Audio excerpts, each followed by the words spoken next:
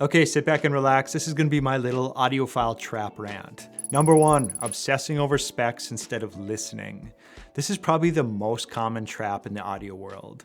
You see people spending hours poring over measurement graphs on online forums or arguing about whether a signal to noise ratio of 115 versus 120 dB is actually audible. Here's the thing, human hearing just doesn't work like test equipment. Sure, it has value and it can identify flaws or validate results, but it doesn't determine if you'll personally like a sound. And that's for the same reason as other simple things like people like different colors. They gravitate to different flavors of ice cream. It's even been reported to me that some people don't like pizza.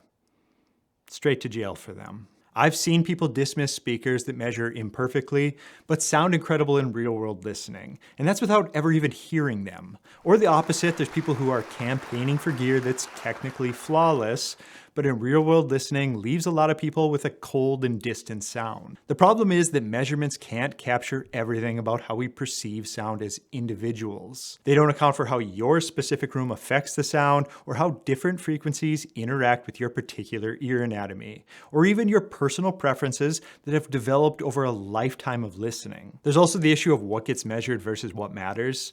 If there was a measurement on how engaging the sound is, I'd love to see it. As of now, there really isn't anything out there to tell people whether a system is going to make you want to keep listening. All this being said, once again, I'm not against measurements. In fact, I'm all for them when they're used in unison with actual listening. But I am against labeling them as the only story that needs to be told. You have the final say in what agrees with you. Number 2, constantly upgrading instead of optimizing. This is that gear treadmill, and it can be financially and emotionally exhausting. Someone always has the latest DAC, the newest amplifier design, speakers that just came out. You know, there's this fear of missing out, FOMO, right? What if this upgrade is the one that finally gets you to audio nirvana? But here's what often happens in my opinion. Someone spends $3,000 on a new amplifier when their speakers are sitting in the wrong position. There's a massive bass null at their listening position, or maybe they have untreated first reflection points causing all kinds of a mess.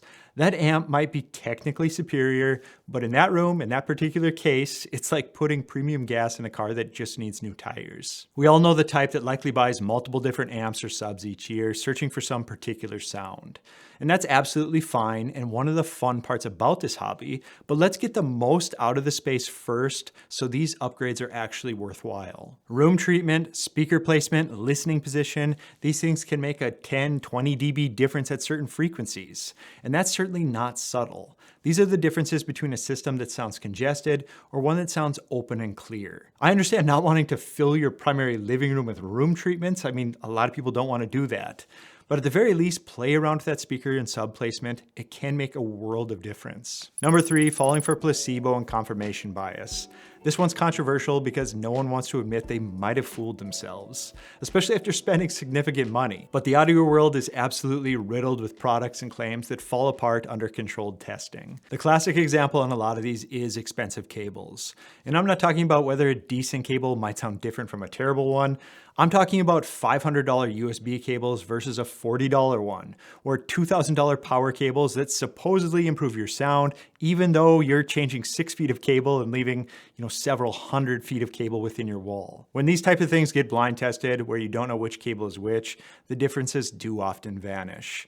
But it's sighted tests where you know the expensive cables are connected, suddenly everyone hears these massive improvements. And this isn't about being foolish or having bad ears. Expectation bias is a well-documented psychological phenomenon that affects everyone, including audio engineers and trained listeners.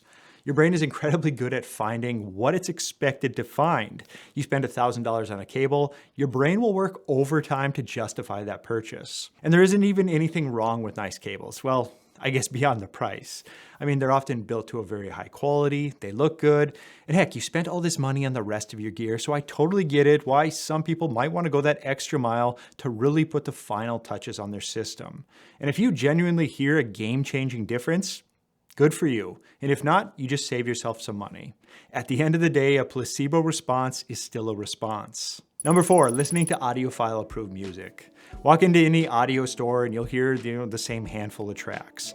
Diana Krall, some string quartet, maybe some light jazz, all beautifully recorded, acoustically pure, great for showing off detail on soundstage, But here's the question, is that what you actually listen to at home? For most people, the answer is no. They want to listen to rock, electronic music, hip hop, metal, whatever they actually enjoy. But there's this subtle pressure in the audiophile culture that if the recording isn't pristine, it's somehow beneath serious listening.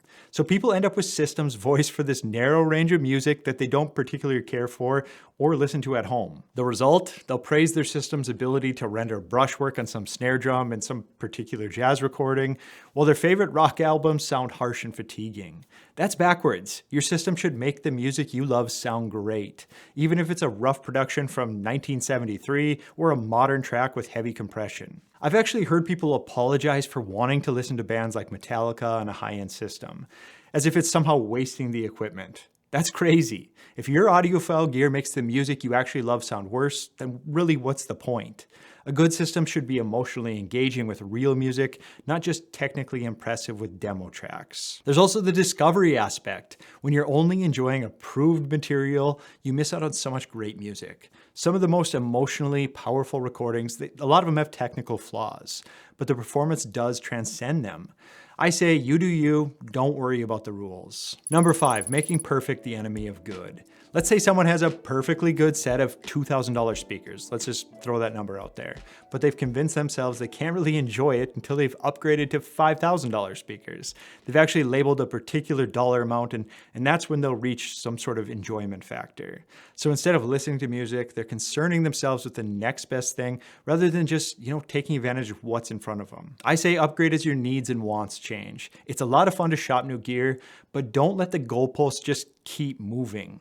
Find contentment, then move on to your next setup when you're actually ready to do it. Kind of a reality check here. A modern $1,000 speaker is probably technically better than, I would say, almost anything that existed 30 years ago at any price point. People listened to music and had moving experiences on equipment that would be considered entry level by today's standards. This doesn't mean you shouldn't upgrade or that all gear sounds the same.